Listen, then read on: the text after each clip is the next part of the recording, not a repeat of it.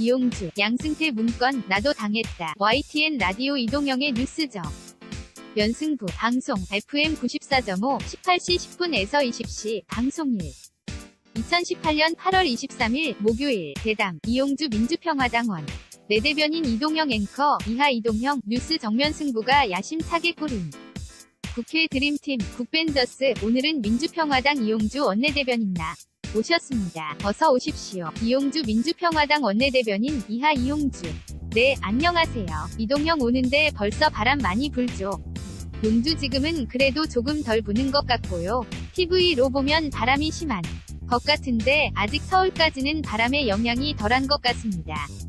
형 의원님, 지역구가 전남 아닙니까? 이용주 전남 중에서도 바닷가 인여수가 지역구인데요. 지금 아직 여수에는 바람은 불고 비는 조금 오는 것 같은데 큰 영향권은 아직 벗어나 있어서 아직까지 조금 더 준비하면 큰 피해 없이 지나가지 않을까? 여수에 계신 여러분들 잘 준비하셔서 이번에 피해 없이 넘어갔으면 좋겠습니다. 이동형 기상청 아까 통화할 때 지금 목포 90km 지점까지 왔다고 하더라고요. 이용주 기상. 성이 말이 다 틀린 것 같아요.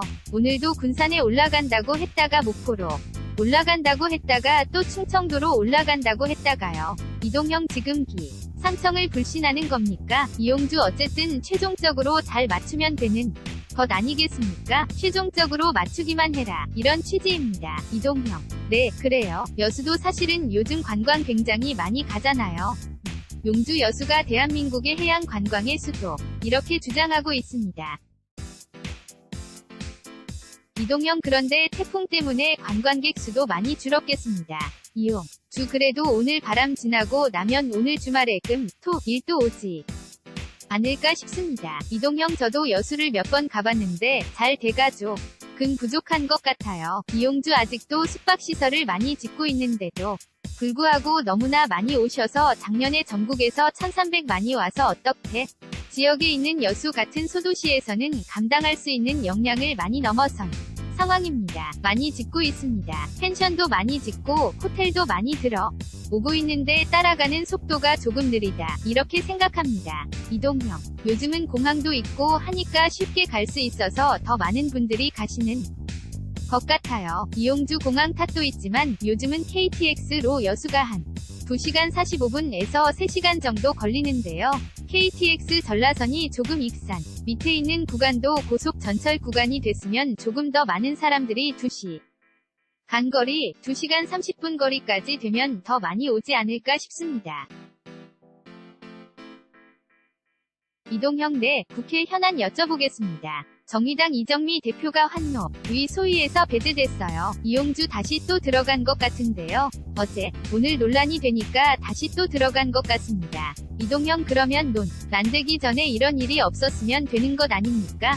이용주 그러니까 말입니다. 정의당이나 저희 민주평화당, 소위 비교섭단체인 의원들이 이번 하반기원 구성하는 데 있어서 많은 애를 먹고 있습니다. 이정미 의원도 그렇지만 저희 민주평화당에 있는 많은 의원들도 소위 상임위에 있는 법안 심사 소위에 많은 분들이 못 들어가고 있는 상황에서요. 국회가 그런 교섭단 체 위주로 운영되는 것은 인정할 수 있으나 합리적인 기준, 관행들은 지켜주어야 한다. 거기에 대해서 사실은 바른미래당이나 자유한국당을 탓하기보다는 조금 더 민주당이 중심을 잡고 해주어야 하는데 민주당이 자유한국당 바른미래당 주장에 쏙 넘어가서 그쪽 편 들어버려서 정의당이나 민주평화당 입장에서는 곤란한 상황입니다. 이동형 책임 떠넘기기 같은 이야기를 하고 있는 것 같고요. 이용주 그렇습니다. 이동형 이정미 의원이 들어갔다고 하면 다행이고요. 그런데 지금 산업자원 중소벤처기업이 이용주 제가 산자위에 있습니다. 이동형 그렇죠. 여기도 평화당은 법안 소위위원이 없다. 이용주 아직 들어가 있는 것은 아닙니다. 열심히 또 해보면 줄지 않습니까? 해봐야죠. 어쨌든 제가 속해 있는 산자위지만 거기에서도 민주당에서 조금 더 기존의 저희 민주평화당을 비롯한 석들한테 더 나은 특혜를 달라는 취지가 아니고 국회의 관행에 따라서 석수라든지 발언권 이런 것은 기준에 따라서 주면 되는데요. 그조차도 배려하지 않으려고 하는 것이 문제다.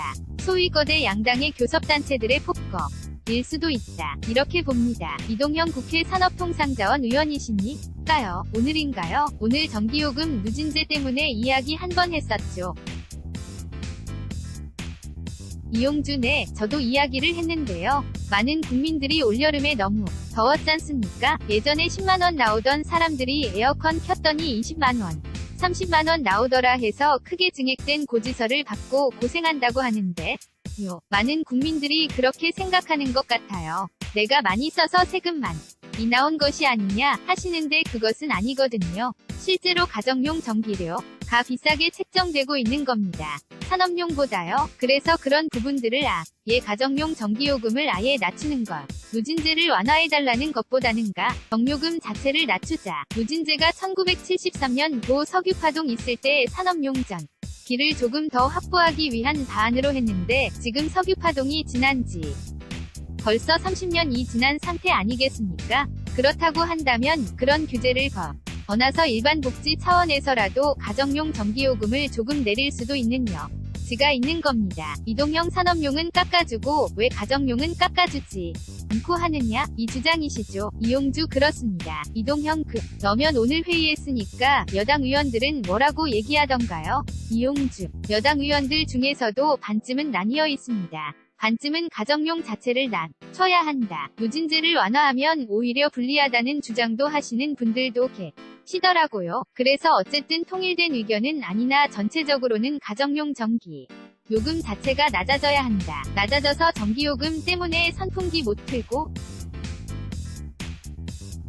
에어컨 못 틀고 겨울에는 난방기 못 틀고 그런 정도 나라는 우리나라가 그런 시대는 지나지 않았습니까? 그것은 국가 차원에서 해법을 마련해 주어야 한다. 이렇게 봅니다. 특히 여당이 책임지고 해야 한다고 봅니다. 이동형 네, 알겠습니다. 조금 지켜보고요. 현재 국회 산자위원장이 유한국당 홍일표 의원이죠. 이용주 그렇습니다. 판사 출신이죠. 이동형 1심에서 벌금 1000만원이 선고됐어요. 이용주 100만원 이상이면 당선 무효가 선고된 거죠. 이동형 그런데 검찰 기소부터 고까지 1년 5개월이나 걸렸다. 그래서 법원이 판사 출신인 홍 의원을 싼 것이 아니냐? 그러면서 양승태 대법원이 개입했다. 이런 의혹도 제기되고 있다고 해요. 이용주 네, 1년 5개월이 짧다면 짧고 길다면 해요. 통상적인 사건으로 본다면 긴 듯한 느낌이 들고요. 지금 문제가 되고 있는 것은 홍일표 의원에 대해서 법원 행정처가 관여해서 이 수사 판에 대한 대응 방안을 만든 문건이 나와서 문제가 된 거죠. 그런데 그 문건 내용을 보면 저도 깜짝 놀랐습니다. 법원 행정처가 이런 것까지 만들어서 하고 있느냐? 마치 특정 사람, 특정 의원에 대해서 무죄 만들기에 협조하는 차원으로까지 볼 수밖에 없는, 어떻게 보면 이미 진행되고 있는 수사나 재판을 무력화시키는 방법으로 재판을 끌고 가려고 하는 의도가 보이는 문건이 발견됐어요. 그리고 그 문건을 실제 작성했다는 것도 인정하고 있다고 합니다. 저도 검사 출신이라 법조인이지만 이건 조금 나가도 너무 나간 거다, 이렇게 봅니다. 이동형 문건을 보면요. 다른 사례에 비춰보면 벌금 100만원 미만 선고도 가능하다, 이렇게 되어 있어요. 이용주 제가 보기에는 그것은 전혀 그럴 것 같지 않고요. 이번에 기소된 내용도 보면 불법 정치자금 4천만원 등록된 계좌 아닌 것으로 받았다는 것 하나가 있고요. 회계 장부를 허위로 작성했다, 이두 개가 있는데 반만 지금 유죄를 받은 겁니다. 그랬는데도 벌금 1,000만원 선고가 된 것이죠. 이동형 그러니까 어쨌든 법원이 이렇게 홍 의원을 보호하려고 해준 것은 결국은 2014년 12월에 홍일표 의원이 상고법원 발안을 발의했기 때문이 아니냐는 거죠. 이용주 그렇습니다. 대법원의 여러 가지 수건사업 중에 상고법원 제도를 도입하자는 것을 여러 차례 주장했는데요. 그 상고법원을 도입하는 것에 대해서 학계라든지 법조계 내에서 찬반양론이 팽팽합니다. 어떻게 보면 상고법원 제도를 도입하는 것에 대해서 반대 의견이 더 많은 것이 사실입니다. 대법원에서 이것을 하고는 싶은데 이 법원을 누가 소위 총대를 매서 법안을 발의해줄 사람을 찾기 쉽지 않았던 거죠. 어쨌든 우리 홍일표 의원께서 그런 취지에 공감해서 상고법원 설치와 관련된 법안을 발의한 것은 맞습니다. 이동형. 그런데 조금 이해가 안 되는 게 상고법원이 도대체 뭐길래 국민의 뇌를 저버려가면서까지 이렇게 딜을 하려고 했을까요? 이용주 여러분들, 이 잘 모르시는데요. 상고법원이라는 것은 결국 2심 끝나고 나서 보통 말이 많지만 대법원이 일이 너무 많다 하지 않습니까? 보통 사람들이 각하기에는 대법관을 늘리면 되는 것이 아니냐고 생각하는데요. 대법원으로서는 대법관을 늘리면 대법관의 권위가 떨어진다는 생각을 하고 있어요. 그래서 대법관을 안 늘리기 위해서 중간에 상고법원을 하나 넣는 겁니다. 대법관까지 가지 않고 상고법원에서 한 번 거르겠다는 거예요. 원래는 상고가 제기되면 대법원에서 심리를 해야 하는데 대법원에 올라오면 너무 일이 많으니까 상고법원 제도를 두어서 한 번 거르면 좋겠다는 거예요. 실제로는 대법관 늘리지 않겠다. 대법관의 값을 유지하기 위한 방안으로 이것을 도입하는 것이 맞다고 봅니다. 이동형 아니 대법관이 뭐라고 늘리면 되잖아요. 이용주 저도 대법관 늘리는 것에 찬성하는데요. 대법관이 대법원장 포함해서 지금 14명입니다. 14명이니까 우리 상고 올라가는 수가 많기 때문에 일을 다 처리 못하는 겁니다. 그건 맞아요. 그런데 대법관 숫자를 늘리면 됩니다. 미국 같은 곳은 연방 대법원 같은 곳의 숫자가 얼마가 되냐면 100명이 넘어요. 100명에서 200명 사이 가지고 있거든요. 그렇다고 해서 미국의 연방 대법관의 권위가 떨어졌다는 얘기를 들어본 적이 없습니다. 그렇기 때문에 사법부가 조직이기주의죠.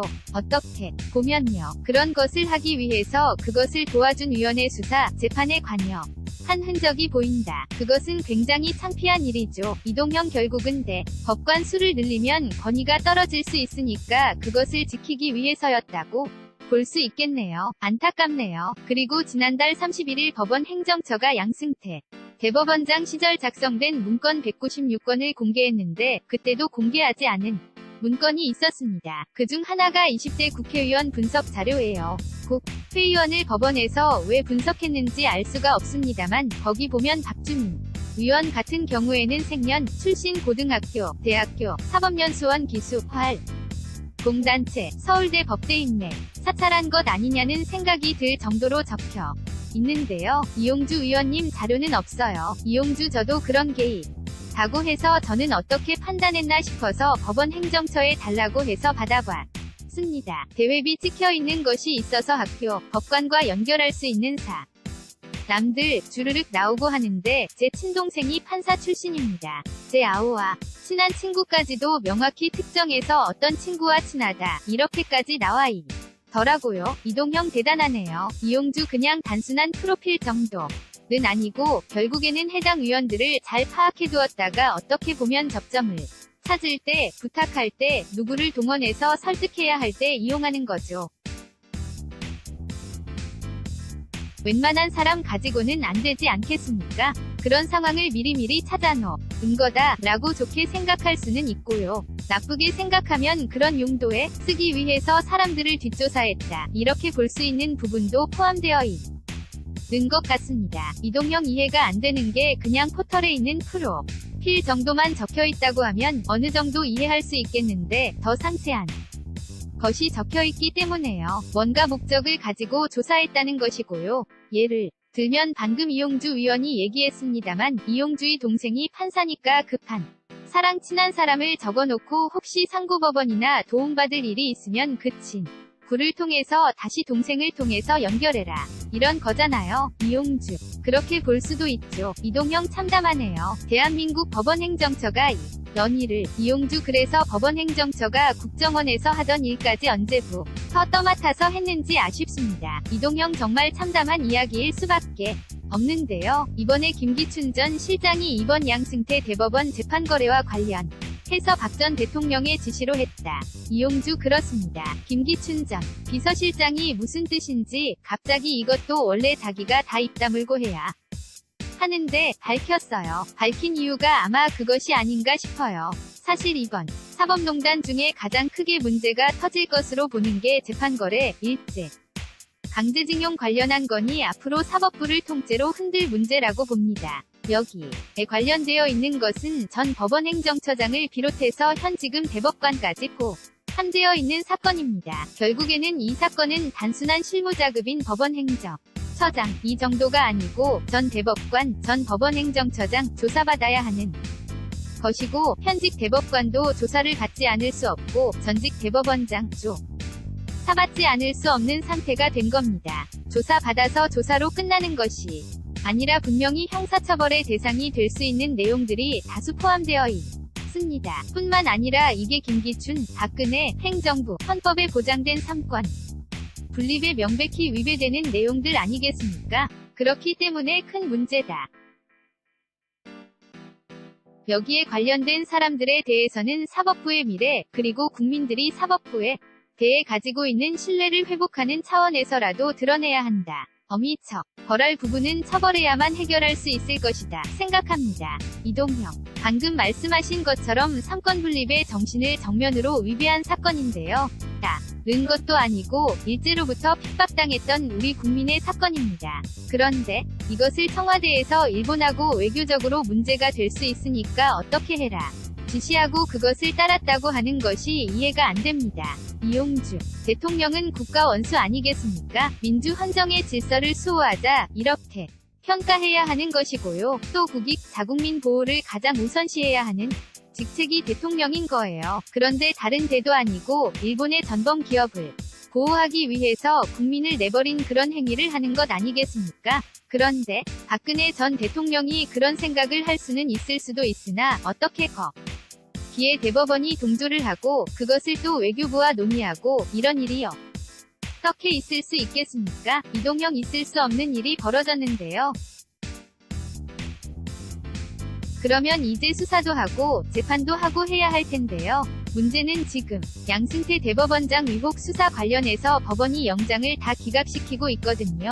물음표. 이용주 그러게요. 사실 이번 사건에 있어서 검찰을 굉장히 칭찬해 주고 싶어요. 원래 영장이 계속 기각되면 수사 성과가 날 수가 없습니다. 그런데 검찰에서 바닥부터 샅샅이 조사해서 차곡차곡 한 단계씩 올라가서 실체가 밝혀지지 않았으니까 검찰을 치아들이고요. 국민들이 어떻게 보겠습니까? 두 번도 아니고 계속해서 연이어 영장을 기각하면 사법부, 재판부에서 이거 자기 식구 감싸기 위해서 영장 기각하는 것 아니냐?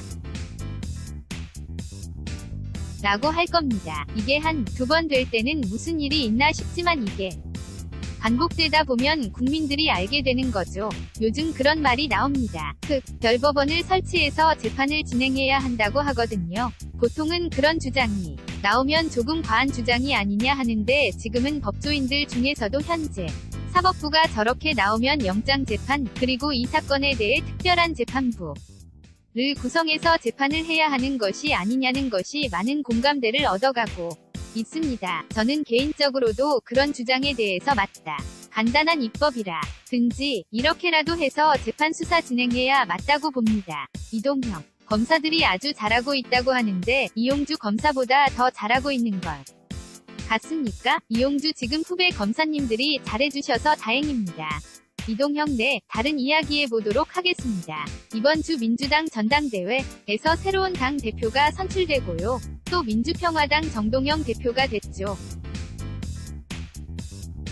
이용주 됐습니다. 이동형 바른미래당 당 대표 선거도 놓고 있는데 민주당 전당대회는 이해찬 대표가 만일 된다고 하면 민주평화당 정동영, 바른미래당 손학규 후보가 된다고 하면 몇십 년 전에 했던 사람들이 또 이렇게 한다. 소위 말하는 올드보이의 귀환이다. 너무 우리 정치가 연세 많은 분이 하는 것 아니냐? 이런 이야기가 있거든요.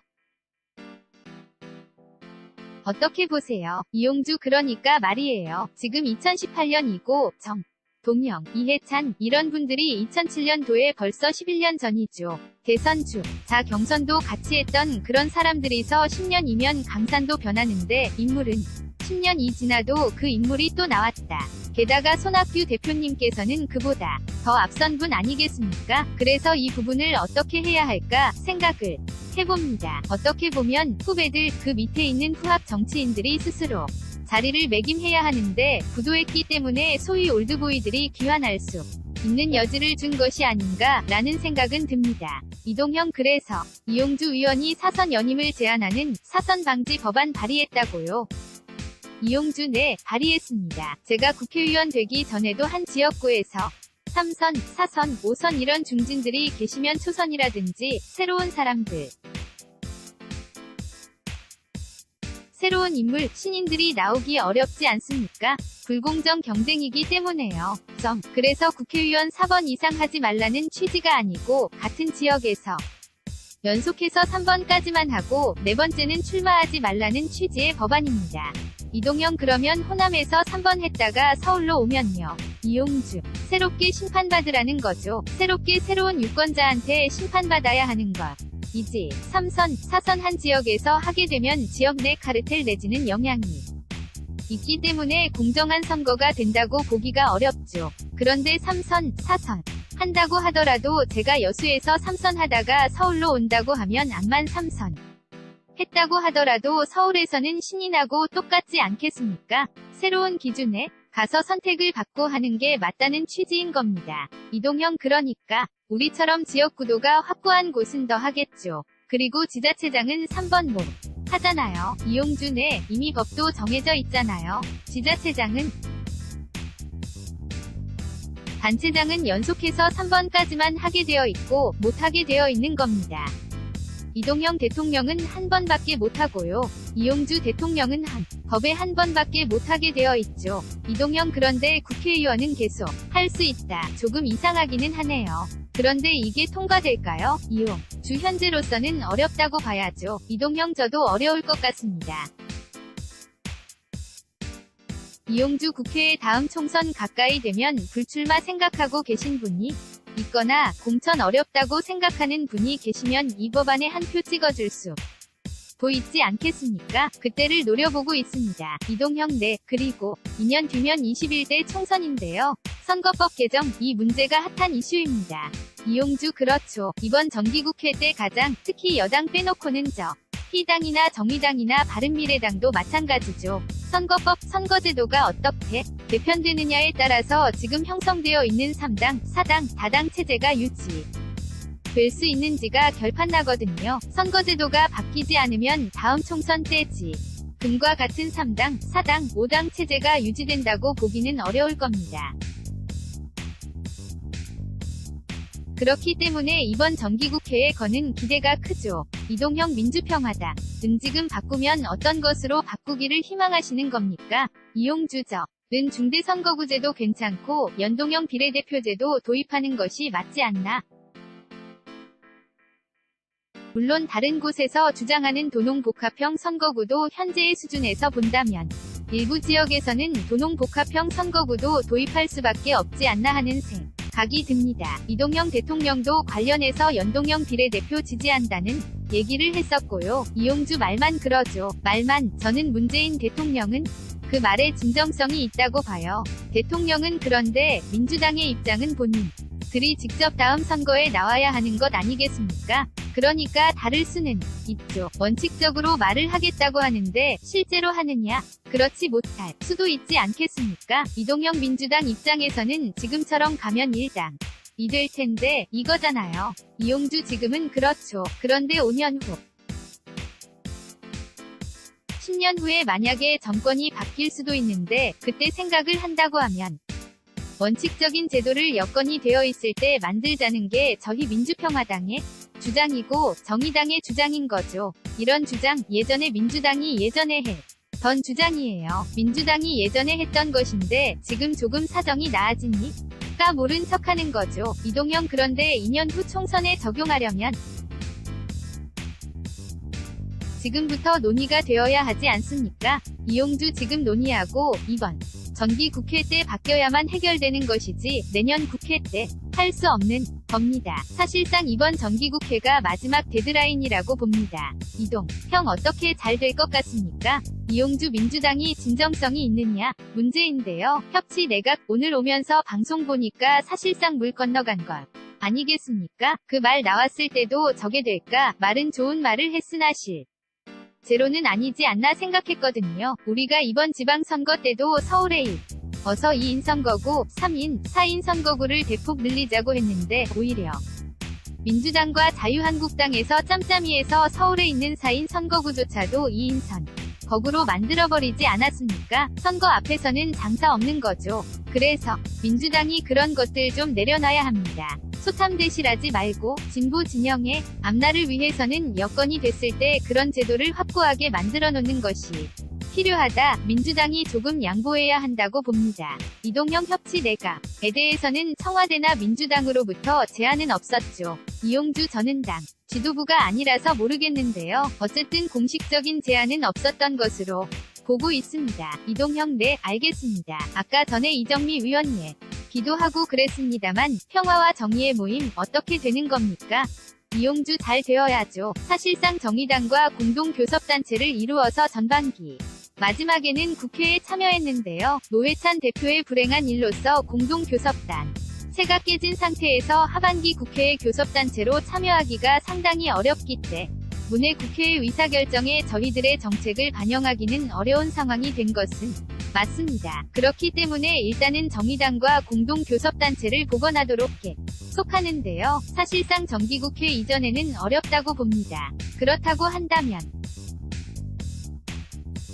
정기국회 중에도 무소속이라든지 이런 분들을 설득해서 노력하겠으나 안 될 수도 있기 때문에 그럴 때도 민주평화당을 지켜나가고 지지율을 올리기 위해서는 어떤 방법을 할지 특단의 조치를 취해야 한다고 봅니다. 이동형 정동영 대표하고도 저희가 인터뷰했습니다만 계속 노력하고 있다만 나고 있다고 얘기했었거든요. 실질적으로 잘 안 되는 것 같은 생각이 드네요.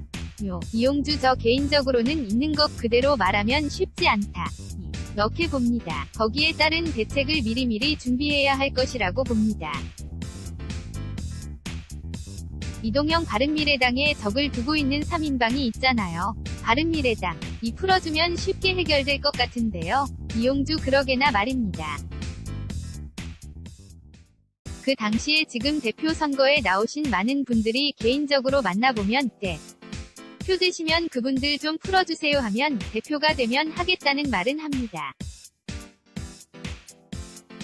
말을 그렇게 하고 합리적으로 생각해보면 정치 노선이 달라서 못하겠다 는 사람을 굳이 붙잡고 있을 필요가 없지 않습니까? 그런데 또 대표가 되시면 입장이 어떻게 바뀔지 모르겠어요. 지금 바른미래당에 계시는 박주선 의원님, 김동철 대표님 예전에는 다 보내주겠다고 그렇게 하는 것이 원칙적으로 맞다고 이야기했던 분인데요. 그래놓고 이제 와서 전혀 안면을 바꾸시니까 저희들이 참 섭섭하죠. 이동영 안철수 의원의 영향일까요?